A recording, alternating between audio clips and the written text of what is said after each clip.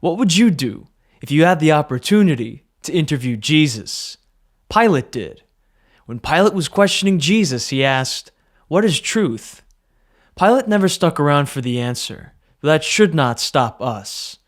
We in our day can ask Christ the same question, "What is truth?"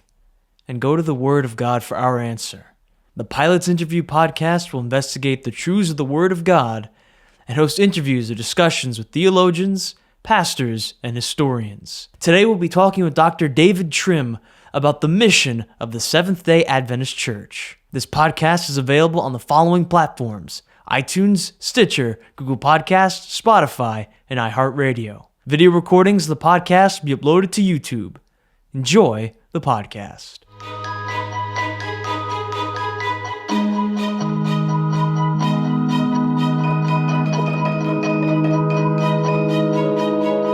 Today we have the honor of hosting Dr. David Trim. Dr. Trim has a Bachelor of Arts degree in history from Newbold College, and he obtained his PhD in history from King's College in London. Dr. Trim served on the faculty of Newbold College for a decade, and he's held visiting fellowships at the Huntington Library, the Folger Shakespeare Library, the University of California, Berkeley, and the University of Reading in the UK. In the year 2003, Dr. Trim was elected as a Fellow of the Royal Historical Society and has served as the Director of the Office of Archives, Statistics, and Research of the Seventh-day Adventist Church since 2010.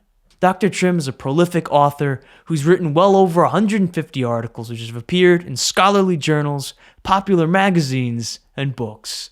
Dr. Trim has also appeared in 2 high-quality documentary films from Amazing Facts International Ministries, namely Revelation, The Bride, the Beast, and Babylon, and Kingdoms in Time, History's Greatest Bible Prophecies. Dr. Trim is also the author of the book, We Aim at Nothing Less Than the Whole World, which we'll be going over today in this interview. And now, without further ado, good evening, Dr. Trim. How was your day, and how are you doing? Hello, Christopher. I'm doing well, and I hope you're doing well as well. It's good to see you again. It's been a while since we last did a podcast together, so I'm excited to be talking about mission with you today. Excited to have you on, Dr. Trim. Speaking of the Bible, it says in Proverbs chapter 8, verses 8 through 9, "All the words of my mouth are in righteousness. There's nothing forward or perverse in them. They're all plain to him that understandeth, and right to them that find knowledge." Dr. Trim, may you plainly tell us, who is the we that is aiming at nothing less than the whole world? Well, that's a sort of obvious question to ask if any of your listeners or viewers are thinking, what's this book about? It has a twofold application, really. First, and most generally, it applies to the Seventh-day Adventist Church, to members of the Seventh-day Adventist Church. So it's Seventh-day Adventists who are we. We aim at nothing less than the whole world. But more particularly, the we in this case is leaders of the Seventh-day Adventist Church, because this statement was made by a former president of the World Church, president of the General Conference, as he's called, Arthur Daniels, at a General Conference session in 1918.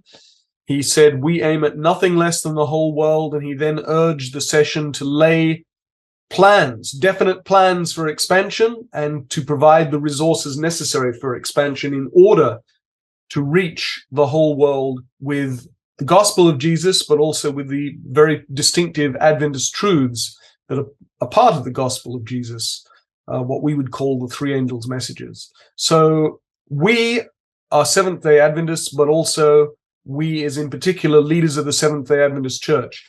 And the book's title is really referring to the leaders of the Seventh-day Adventist Church, but there is the more general application. We, as Seventh-day Adventists, aim at nothing less than the whole world. Our aim is not to reach one continent or one people, or even to reach a country but that has many people groups in it, such as Kenya, where we have only reached a minority of the people groups within the country. We aim at nothing less than the whole world. Dr. Trim, thank you so much for clarifying that. So it sounds like Seventh-day Adventist Christians have quite the mission. Yes, but really The Seventh-day Adventist Church has been focused on mission ever since 1874, when it sent its first missionary outside the United States. And actually, even before that, because when the Seventh-day Adventist Church was created, when Seventh-day Sabbath-keeping Adventists scattered around the northeast of the United States, the Midwest, and a little bit in Canada, they united for the purpose of mission. It then took them 11 years for various reasons before they sent their first missionary. However, really, the church's missionary effort was somewhat ad hoc and not very well resourced for the first quarter century. And even though by the end of the 1880s, Adventists had reached every continent, every inhabited continent, they really only had toeholds. But from 1901, there's an incredible organizational, administrative focus on mission. And that really ushers in the golden age of Adventist mission, though perhaps that could be said even more so to date from the end of World War II up to 1970. But the focus on mission that A.G. Daniels set out in 1918 really begins in 1901 and carried on in 1903 and then built up after that. So that emphasis, that desire to reach the whole world has been there for a very long time. Amen, Dr. Trim. And before we continue looking at that more in depth, I want to talk about the functionality of your book. Dr. Trim, I enjoyed getting to read the book. I found it to be very functional. It's got graphs, pictures, figures of the individuals that it's referencing. And one of my favorite features is the timeline at the beginning of the book. But for now, what would you say is the overall goal of the book? We aim at nothing less than the whole world. What do you hope that readers will learn from the book? Christopher, we hope that it recaptures the enthusiasm that Seventh-day Adventists once had for mission. We hope that it reignites it. Up until relatively recently, to be a Seventh-day Adventist, at least if you were living in North America, Europe, or Australasia, meant that you were someone who was passionate about mission to and supported mission to Africa, Latin America, Asia, and the islands of the Pacific. That was a crucial part of Adventist identity. That was who we were. As one of the people who feature in the book, Walter R. Beach, who was secretary of the General Conference from 1954 to 1970, said to a meeting of church leaders in 1964, "We are a worldwide mission church. We're not just a church with missions in all the world." That's an interesting distinction that he's drawing there. But that is a good summary, because that was who we were. But over the last 50 years, and particularly one might say over the last sort of quarter century, that has changed. And it's true that we have now reached large, vast parts of Latin America, Africa, and Asia. And perhaps we have inadvertently given the impression that the mission work of the church is complete. And we can come back to that later, perhaps. But, the mission work of the church is not yet complete. There are parts of the world, and indeed much of Latin America doesn't now need missionaries. In fact, probably none of Latin America now needs missionaries to be sent, because the church there is strong enough that it can continue to reach its own territory, reach those people groups who are underreached, evangelize ever more effectively and successfully. They don't need resources from the rest of the world to do that. And that's probably also true of Southern Africa and Eastern Africa. But West Africa, which has large Muslim populations, much less North Africa, where there are almost no Christians at all, the Middle East, parts of India, parts of China, and increasingly Europe, which used to be Christendom, but now is increasingly post-Christian. All of those places still need missionaries. There's still mission work to be done. So what I hope readers learn from the book is they are still needed. They need to pray for missionaries, and they also need to financially support. The mission offering has decreased over time. It hasn't increased. If you look at the net number of dollars, it's increased, but that's partly because church membership has increased, and it's because of inflation. In real terms, the mission offering has declined since around 1980, if you take inflation into account. So there is also still a need for church members to do what Adventists for 100 years did, which was to support foreign, as they called it, foreign mission. Today we would call it cross-cultural mission, or perhaps frontier pioneer mission.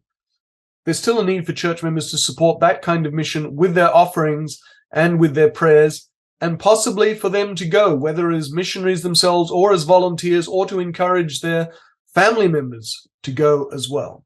So that's what I hope readers learn from the book, that there's still an enormous mission task that confronts the Seventh-day Adventist Church, and I hope that it reignites the passion for mission that Adventists once had. Amen, Dr. Trim. I think we can all appreciate those lessons. And as you know, the Church has learned a lot in over 150 years of existence. But I mentioned this in the last question. You have this awesome timeline about the mission of the Seventh-day Adventist Christian Church. Do you have a favorite event or a couple of events from that timeline? You know, I think my favorite event from that timeline is April 5, 1942. I'm just looking at the book now, and I'm going to hold up the cover for those who are watching of the video podcast to see. April 5, 1942, the Spring Council, as it was called, that brought together church leaders from across North America. It usually brought together leaders from across the world, but this is the middle of World War II. So it was chiefly North and Latin American leaders, because people from Europe and Africa and Australasia couldn't come because of the war. And the General Conference leaders, the leaders of the World Church, brought in this remarkably bold and innovative plan for mission to the Middle East. Now, April 1942, let's just clarify, this is the darkest days of World War II. At this point, it's not certain that the Allies are going to win, because the Axis powers, Germany and Italy and Japan, seem to be victorious everywhere. So the possibility, it's a very real possibility that the Allies might lose, or that the war might take 10 years, or who knows what. And yet here, it would have been entirely reasonable for world church leaders to have said, let's hunker down, let's draw our heads in. They'd already had to bring some missionaries home. The numbers of missionaries serving or being sent out had dropped because they couldn't travel. It would have been quite reasonable to say, let's just pull our heads in, let's hunker down and wait for things to get better. No, they come with a plan to recruit 50 missionary families to be sent to the Middle East as soon as wartime conditions would allow it. So they recognize that if they wait until the war is over, it's going to take them a couple of years to be ready to do anything. So they say, no, we want to reach the Middle East and we want to reach China, and we are going to do things now so that the moment wartime conditions allow it, we are ready. And actually, they did recruit those 50 missionary families, and the first of them went to the Middle East actually in 1944, because the Allies were victorious in the Middle East, so they didn't even have to wait for the war to end. They were able to send them while the war was still going on, because Egypt and North Africa, the Middle East, had become safe.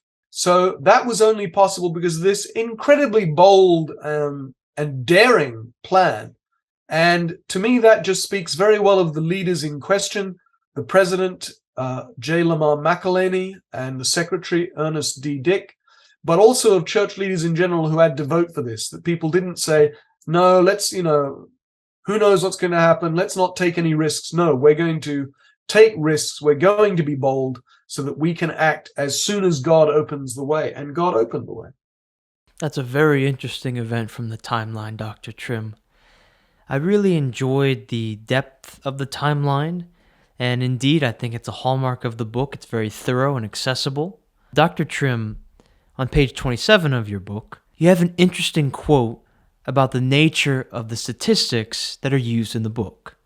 You said, and we aim at nothing less than the whole world, that when we say that we have reliable statistics for certain periods, however, what are they statistics of?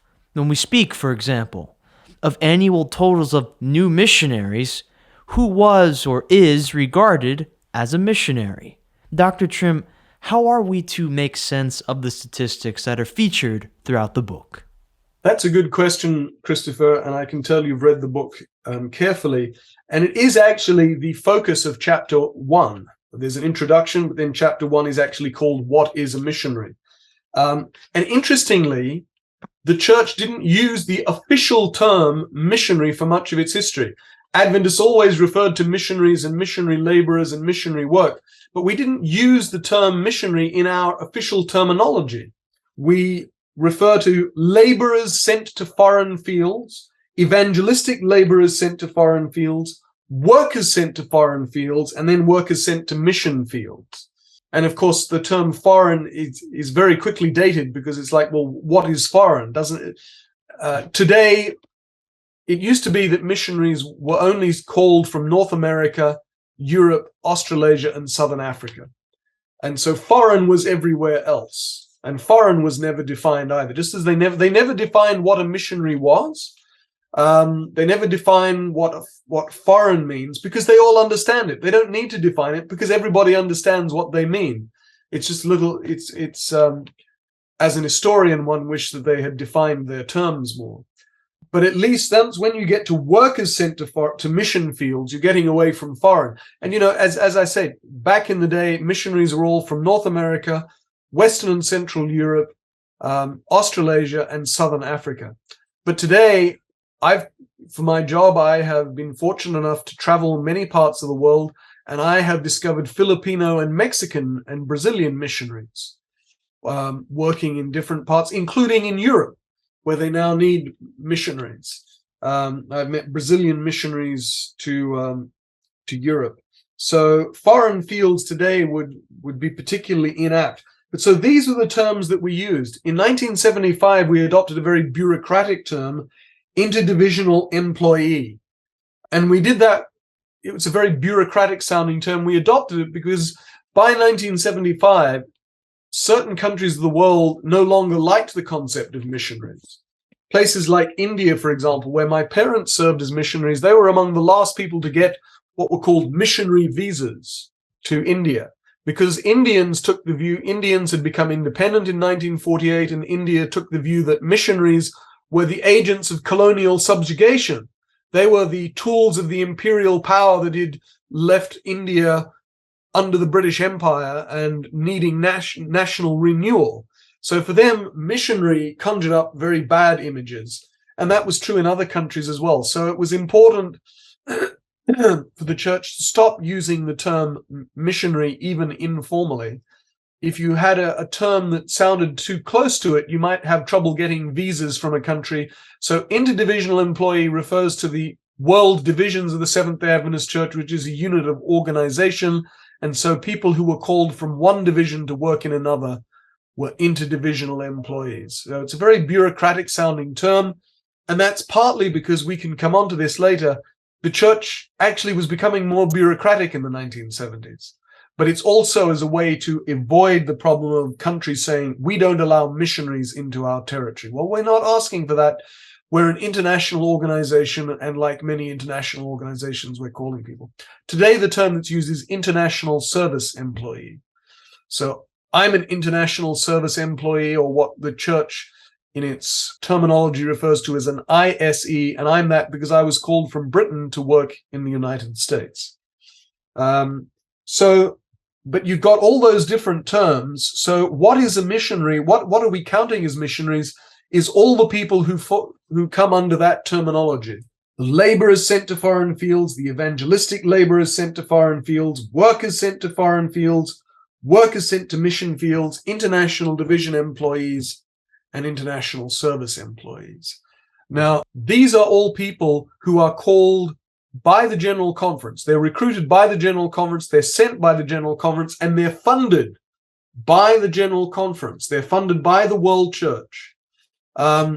There have been, throughout our history probably, a few missionaries who were not funded and called and organized by the General Conference, but went directly from one territory to another. There were some self-supporting missionaries. Australia has always sent its own missionaries to Papua New Guinea and the South Pacific island fields of Polynesia and Melanesia without going through the General Conference, because the South Pacific was Australia's mission field. But nevertheless, these numbers wouldn't change the overall trends. So we go with those who the GC officially recruited, sent, maintained, and brought back again. And that's what we're counting in the book. That's what the statistics are of. It's of those type of missionaries, which is the overwhelming majority. Well, I appreciate the explanation, Dr. Trim. That clarification was helpful.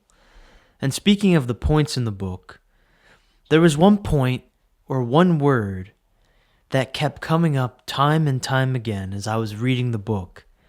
And that word is none other than Secretariat.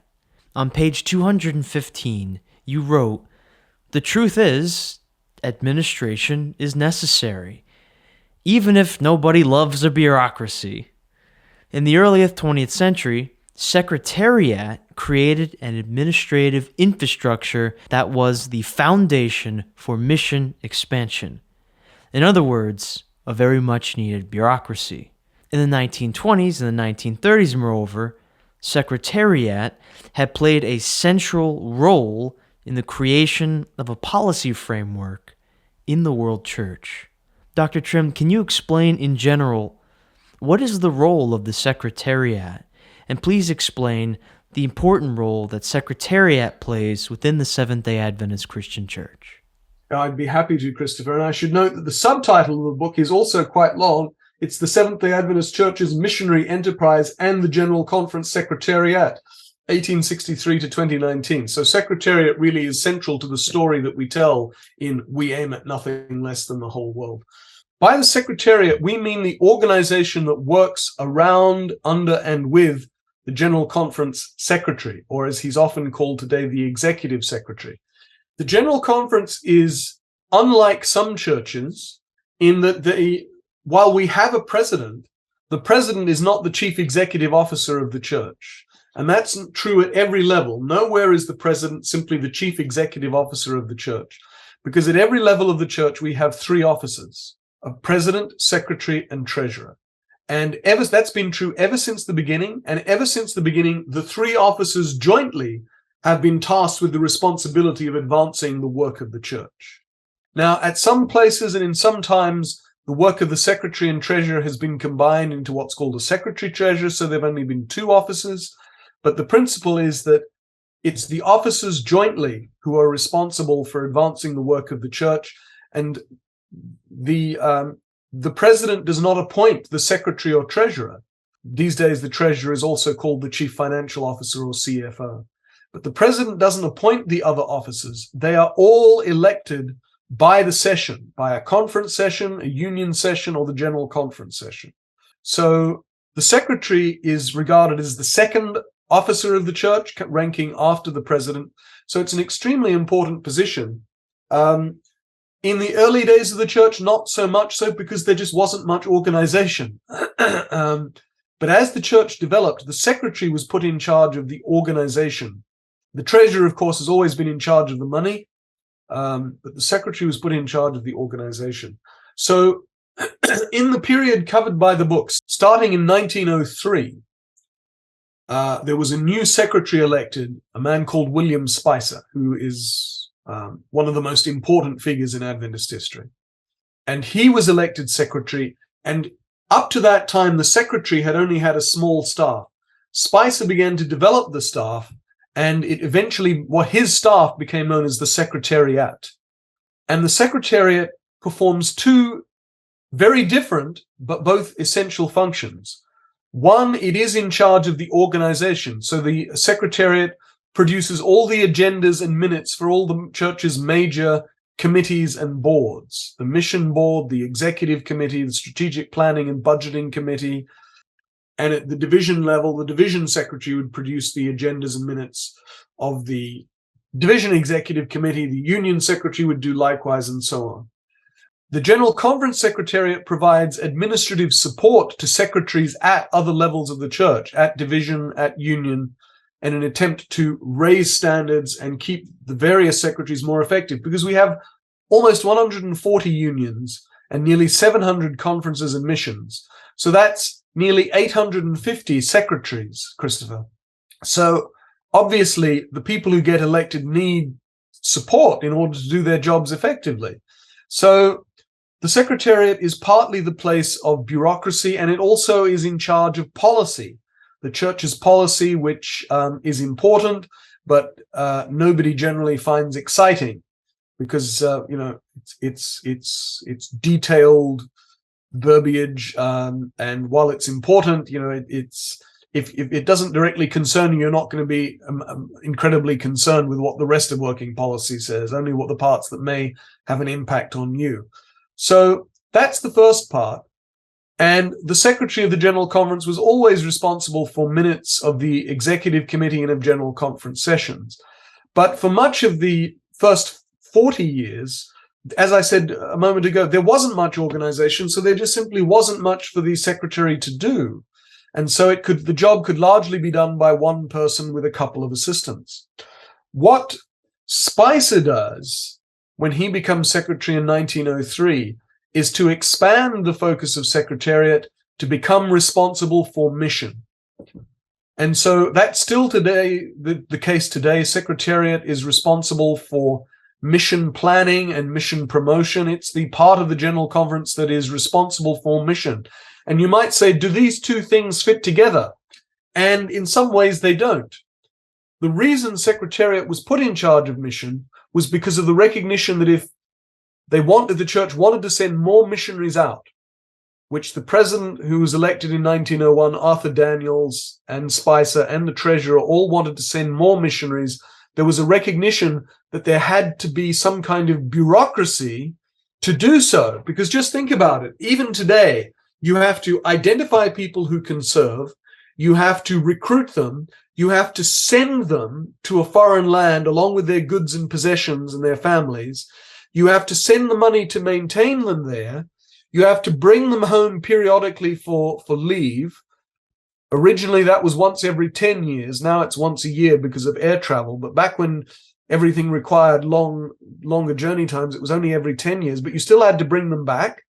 You had to educate their children because very often there weren't schools in mission fields that were of a good standard. And so missionaries would send their children to boarding schools back in their homeland. And then you eventually had to bring them back from the mission field permanently, or you had to arrange for their bodies to be brought back if they died, which quite a lot did. Or you had to arrange for them to be buried and then for pensions to be paid to their surviving spouse. Now, even today, that's a lot. Imagine the complication of doing all that back in the early 20th century. The only way you could do it was to have a very large filing system, and we know that because that survives in the General Conference archives, which I have the honor to direct. So we have the system that they put in place, and actually it's still very close to the system that we still use today. Today we use email and to communicate instead of telegraph or telex or fax, all these ancient technologies that listeners under the age of 20 won't even know what a fax is. If they're under the age of 50, they may not know what a telex is or a telegram. So back in the day, it was extremely difficult to do all this. And the only way you could do it was to have a bureaucracy. And that's why I say nobody loves a bureaucracy, but what was needed was a bureaucracy. It's one thing to want a worldwide mission church, but how do you achieve that? The only way you have it is by having an administrative infrastructure. And so because Secretariat had been responsible for organization, and because William Spicer was a passionate visionary of worldwide mission, under Spicer, the Secretariat grew and took on responsibility for mission. In the 1970s, it started to be assigned more and more responsibilities for the internal bureaucracy of the organization and for policy, and that distracted from its work on mission. But even today, Secretariat is still responsible for the internal bureaucracy, the administration of the General Conference, and policy, and it's responsible for mission. So, Dr. Trim, the Secretariat and the success of Adventist mission seems like they definitely go hand in hand. And while we're on the subject of Adventist mission, for these next two questions, we're going to be looking at the state of Adventist mission. On page 65 of your book, you wrote, "It is now almost 150 years since J.N. Andrews sailed for Europe, the very first Adventist laborer sent to a foreign field. The number of new long-term missionaries, now called ISEs, being appointed to serve each year is remarkably low and not growing. Dr. Trim, when you look at the history of the Adventist mission, what characteristics of the time result in a dip in missionary fervor? In other words, what are some of, say, the warning signs that we should look out for so we continue to keep morale high for mission service? That's a great question. So there, as with any major development, there's usually several reasons. There's not usually one reason for a major development. The reason for the decline since 1970 in numbers of Adventist missionaries is due to several factors. One is simply that we were very successful. We became more and more successful, and even by the 1960s, there were missionaries in South America who were saying, my work here is done. This is people who'd been there for 30 years, so they'd been there, they'd committed a very long time, but my work here is done. There are local people who can do the job better than me. It's time we went home. But as I alluded to earlier, the parts of the world where that was true are actually geographically limited. It was Latin America, and not all of Latin America. It was at Southern and Eastern Africa and parts of Western Africa, but definitely not other parts of Western and Central Africa. It was Southeast, it was parts of Southeast Asia. It was South Korea, but not Japan. It was, when I say parts of Southeast Asia, it was the Philippines and Indonesia, but not Malaysia, Thailand, or the other peninsular Southeast Asian countries. And at the same time, as I mentioned, Europe has been growing less and less Christian. So the perception was that the mission had been accomplished. Some of your viewers or listeners may remember George W. Bush declaring mission accomplished a trifle prematurely. And for anyone who declared Adventist mission accomplished, it's also been premature. But that was part of the reason that some of the places to which missionaries were called and sent now are producing their own workers, and they didn't need missionaries. But another reason is around the same time, Secretariat, for various reasons, became more and more focused on the internal bureaucracy, on the administration of the General Conference, and on policy and on supporting secretariats. And that's partly because of the growth of the church. So suddenly you're having more and more union and conference secretaries, many of whom come into the position with very little background, and they need to and so the General Conference Associate Secretaries, who had been some of the key people driving mission recruitment, suddenly are spending much of their time traveling the world training conference and union secretaries instead of promoting mission at colleges and hospitals, which were prime recruiting grounds, and instead of recruiting missionaries. So I think it's the combination of factors. One, that the church actually was being very successful in certain parts of the world. Two, that Secretariat becomes more focused on administration and internal bureaucracy. But three, that perception that came from success that the mission was accomplished when it wasn't. So the warning signs we should look for, I mean, the most important one is if anyone says, and many of you, I imagine you have viewers and listeners around the world, but I would also imagine that most of your listeners come from the United States or North America. If anyone says, hasn't the church almost finished its mission? Isn't North America the most important mission field now because it's so secular? The answer is no. The truth is, there's still an awful lot of work to do in West and North Africa, the Middle East, much of India, parts of China, Japan, and Central Asia, and increasingly Western Europe, which is utterly irreligious. So the warning sign is, if anyone tells you the mission is accomplished, the answer, I'm put in mind of the answer about the end of time. Don't believe it. If somebody says to you, the mission is accomplished here or the mission is accomplished there, don't be deceived. We'll know that the mission is accomplished because the second coming will take place. So that's the most important warning sign, is don't be deceived about the reality of the task that still faces us. And the parts of the world that I just mentioned, the problem is they are not strong enough themselves to evangelize their own territory. They need help from the rest of the world. So it's appropriate that the rest of the world steers resources from where the church is strong to where it's weak. And you know, Christopher, that's how the church has always grown. That's what happened in 1863 when the church united. We started taking resources from where the church was strong and directing it to where it was weak. And as a result, the church grew. The church grew dramatically, very dramatically. And it's because that has been our practice for all of our organized history, and it needs to continue to be our practice. Thank you for explaining that, Dr. Trim. And along those same lines, we're going to be looking at the golden ages of missionary service. On page 197 in the chapter Secretariat in the Golden Age of Mission, you wrote, "The rise of Adventist mission in the quarter century after the end of World War II was the result of a huge concerted team effort by church administrators, educators, medical leaders, and of course, church members in North America, Western Europe, South Africa, and Australia." Dr. Trim, how can Seventh-day Adventist Christians recreate another golden age of missionary service? These are all excellent questions, Christopher, and I appreciate them. One way is that parts of the world that were traditionally missionary receiving countries need to reconceive of themselves as missionary sending countries.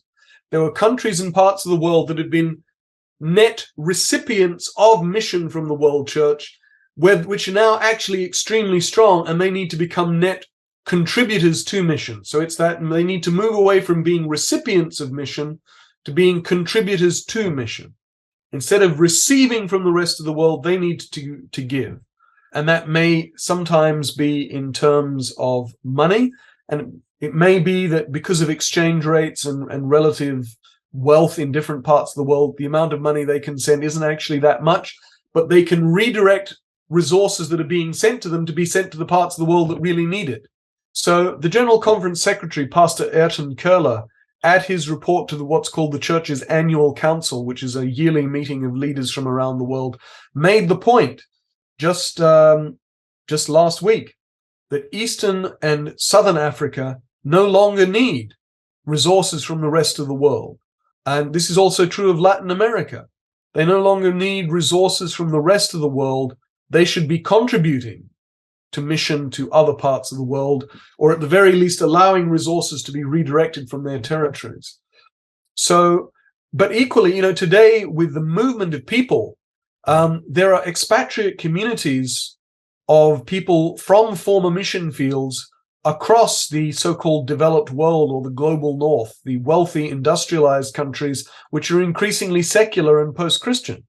So for mission work to be done in parts of Europe, for example, there is a role for Kenyan missionaries, for Zambian and Zimbabwean missionaries, for Nigerian and Ghanaian missionaries, for that matter, and Brazilian missionaries to work amongst those expatriate communities. So what we need is for the spark of mission to catch fire in places that were traditionally countries that received missionaries and received mission resources and that now need to become contributors to mission. But we also need that spark of mission to burn again and burn brighter and harder in the traditional missionary sending countries. Because the reality is that the relative wealth of North America, Western Europe, and Australasia means that they are still disproportionately important in resourcing mission around the rest of the world. So we still need that huge concerted team effort, but now it needs to be of the entire world church to say we are going to draw resources from everywhere, not now just North America, Western Europe, Southern Africa, and Australasia. We're going to take resources from everywhere and send them to almost everywhere. We're going to take resources and send, which can be financial or it can be people, and we're going to send them where they're needed. And so we need that spirit of mission to be burning brightly in everywhere where the church is strong, which is North America, Inter-America, South America, Southern Africa, Eastern Africa, and the Philippines, and the South Pacific.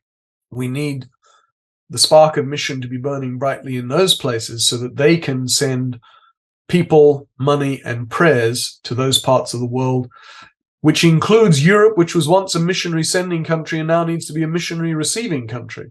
not country, area, region.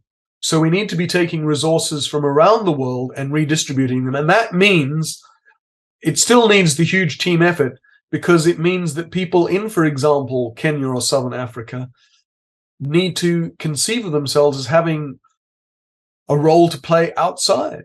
We need missionaries from Brazil to continue to, and they're already going, but to continue to go. As I mentioned, I see missionaries from Mexico, the Philippines, Brazil, in various places. There is a role for all of these people.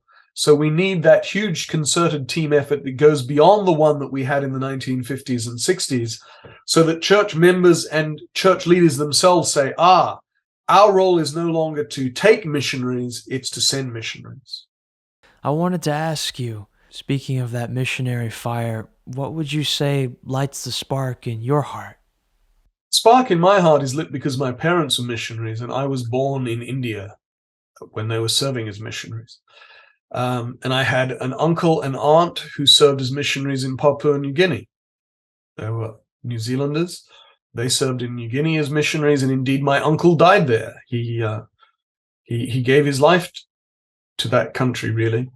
But it's also the stories. And if the book has a flaw, or a weakness rather, it's that it doesn't have so many stories. But that's because it took us, how many pages? Nearly 300 pages to tell the story of how the church organized for mission. And the truth is, no matter how enthusiastic people are for mission, if the organization isn't there, it isn't going to happen. We come back to the point we were talking about earlier about the need for bureaucracy. So this is a needed history. Nobody's ever looked at this history before of how the church organized for mission and how it administratively did mission and actually turned the aspiration and the enthusiasm into missionaries on the ground all around the world. So what's needed next is a book that tells more stories of mission. There are a number of books like that already, so it's not that there aren't such books. There's also a magazine put out by the Office of Adventist Mission, who are my colleagues at the General Conference, called Mission 360. They put out a weekly TV program called Mission 360. So there's plenty of, you can hear and watch plenty of stories and read them too, whether in magazines, books, or watching online videos, both short and long. So missionary stories are what I think can ignite that passion. But I think also church members need to realize, again, mission is not accomplished. We are not at a point where we can take a victory lap, not even close to it. And so I think once church members realize that then that can move them to once again give generously for mission. You know, the Adventist church in the 1920s, mission givings, offerings for mission were almost the same as tithe. Now it's about 27% of tithe. So even as tithe has gone up, mission offerings have not. I mentioned earlier in real terms, mission offerings peaked around 1980. And we can see that people are not giving as generously as they used to. That people used to say, right, I've paid my tithe, I'm going to give as much of that again to support the church's missionary work. Now people say, I'll give maybe a quarter of what I've returned as tithe, I'll give a quarter of that for mission offerings. So I think once people realize that there is still a need, then that can also help to reignite the spark. But undoubtedly the stories are the main thing, because and that's what does it for me as well. Thank you for taking that impromptu question, Dr. Trim. I appreciated the answer. In our question before the impromptu one, we looked at the golden age of Adventist mission. You mentioned reigniting that golden age in the conclusion of the book.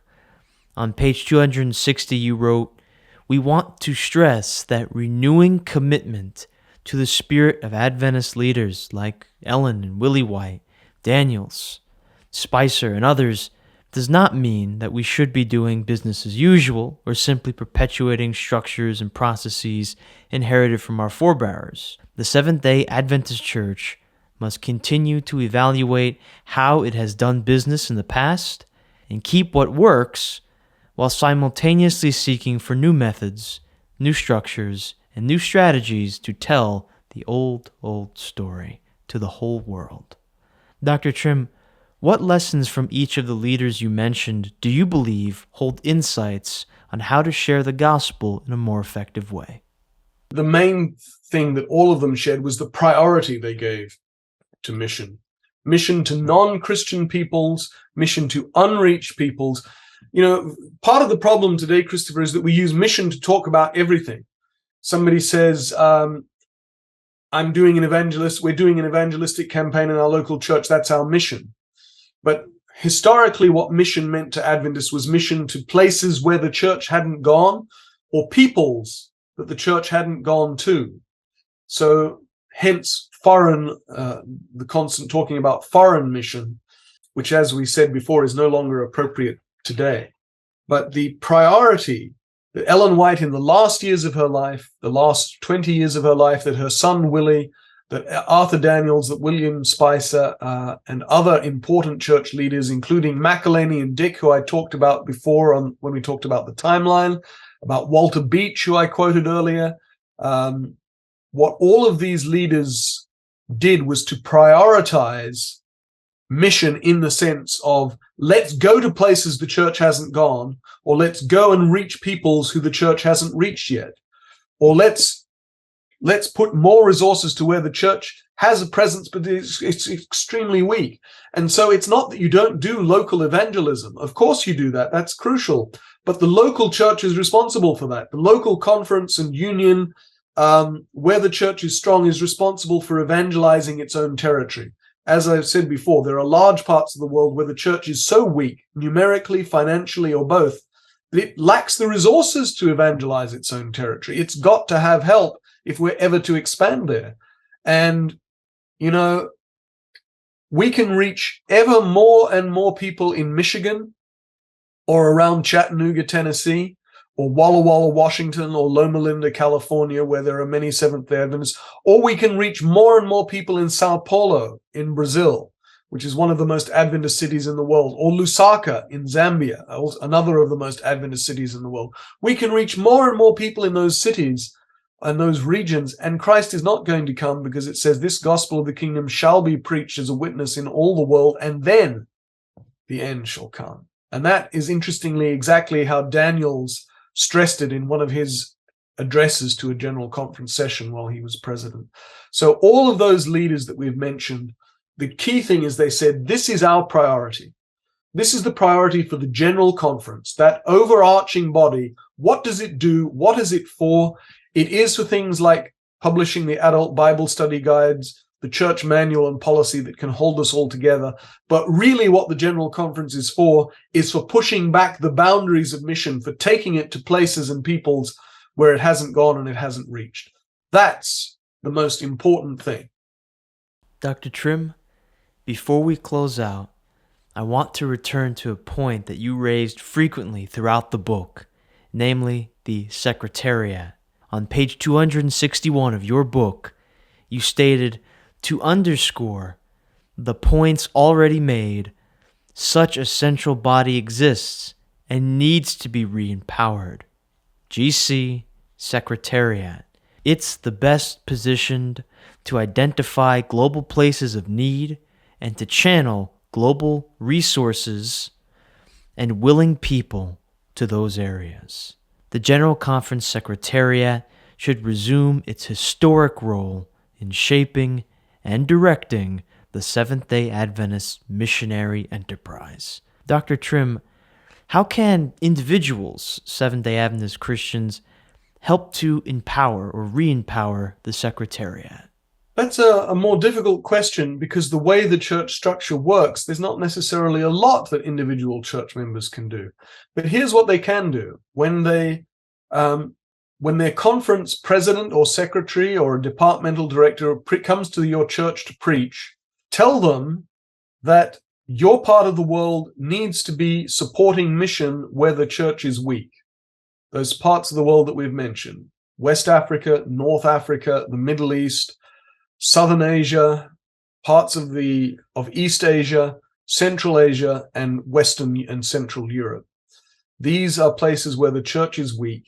And if church members tell their conference representatives this, then the conference representatives will pass it on to the union, and the unions are the people who represent the church on the annual council, on the executive committee, and they can underscore Secretariat needs to be focusing on this.